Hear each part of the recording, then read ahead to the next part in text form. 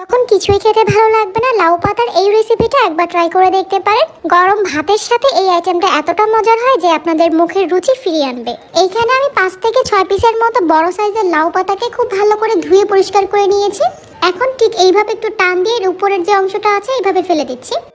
লাউ পাতার এই রেসিপিটা একবার তৈরি করলে আপনারা এটা বারবার খেতে চাইবেন। চুলায় একটি প্যান বসিয়ে একটা একটা করে সবগুলো লাউ পাতা আমি এখানে সেট করে নিচ্ছি। এইভাবে সবগুলো লাউ পাতাকে বিছিয়ে দেওয়ার পর এখানে আমি বেশ কয়েকটা আস্ত রসুন দিয়ে দিলাম, সেই সাথে কিছু আস্ত কাঁচামরিচ দিয়ে দিচ্ছি। আপনারা আপনাদের স্বাদ অনুযায়ী এখানে ঝালের পরিমাণটা দিয়ে দিতে পারেন। স্বাদ মতো কিছুটা লবণ দিয়ে দিব।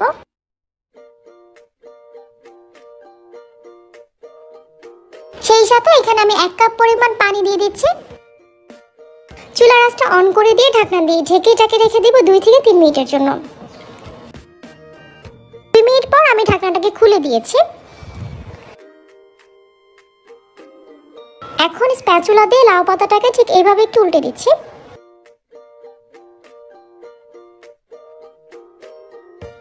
আর 2 মিনিটের মতো এটাকে এইভাবে ভাপ দিয়ে নিলেই হবে।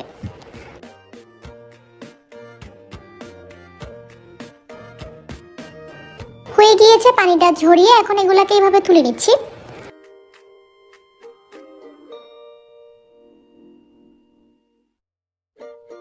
লাউ পাতাগুলোকে হালকা একটু আমি ঠান্ডা করে নিব। পাতাগুলো যখন হালকা একটু ঠান্ডা হয়ে যাবে এরপর সবকিছুকে আমি ব্লেন্ডারে জগে নিয়ে নিচ্ছি। এখন এটাকে আমি ব্লেন্ডারে পেস্ট করে নিব। পেস্ট করা হয়ে গিয়েছে, দেখতেই পাচ্ছেন এটা ঠিক এরকম হবে। এখানে কিন্তু কোনো প্রকার এক্সট্রা পানি ব্যবহার করা যাবে না। আর আপনারা চাইলে এটাকে শিলপাটাও কিন্তু বেটে নিতে পারেন, তাহলে এটা আরও বেশি মজার হবে। চুলায় প্যানে আমি প্রায় 3 টেবিল চামচের মতো সরিষার তেল দিয়ে দিলাম, সেই সাথে কয়েকটা আস্ত শুকনো মরিচ দিয়ে দিচ্ছি। 1 চা চামচের মতো দিয়ে দিচ্ছি কালো জিরা। হালকা একটু মিশিয়ে নিব। এরপর এখানে কিছু পেঁয়াজ কুচি দিয়ে দিচ্ছি। তেলের সাথে পেঁয়াজটাকে আমি নরম করে ভেজে নিব। নেড়েচেড়ে পেঁয়াজটা যখন ঠিক এরকম নরম হয়ে যাবে এরপর ব্লেন্ড করে রাখা যে লাউ পাতার মিশ্রণটা ছিল সেটাকে এখানে দিয়ে দিচ্ছি। লাউ পাতার পেস্টটা দিয়ে আমি সবকিছুকে ভালো করে এভাবে মিশিয়ে নিচ্ছি। চুলার আঁচ লো মিডিয়ামে রেখে আস্তে আস্তে এটাকে ভেজে নিতে হবে। লাউ পাতার এই মিশ্রণটাকে একদম শুকনো করে এখানে ভেজে নিতে হবে। লাউ পাতার এই ভর্তাটা গরম ভাতের সাথে খেতে যে কি পরিমাণ মজার হয় আমি বলবো এইভাবে একবার হলো আপনারা বাসায় ট্রাই করে দেখবেন। দেখতেই পাচ্ছেন এটা একদম প্যান থেকে তুলে আসছে।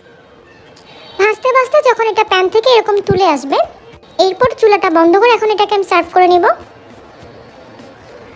অসম্ভব মজার লাউ পাতার ভর্তাটা তৈরি হয়ে গিয়েছে। গরম ভাতের সাথে এটা খেতে আপনাদের অনেক ভালো লাগবে। রেসিপিটা কেমন লেগেছে কমেন্ট করে আমাকে অবশ্যই জানাবেন। আজ এই পর্যন্ত, সবাই অনেক ভালো থাকবেন। আল্লাহ হাফেজ।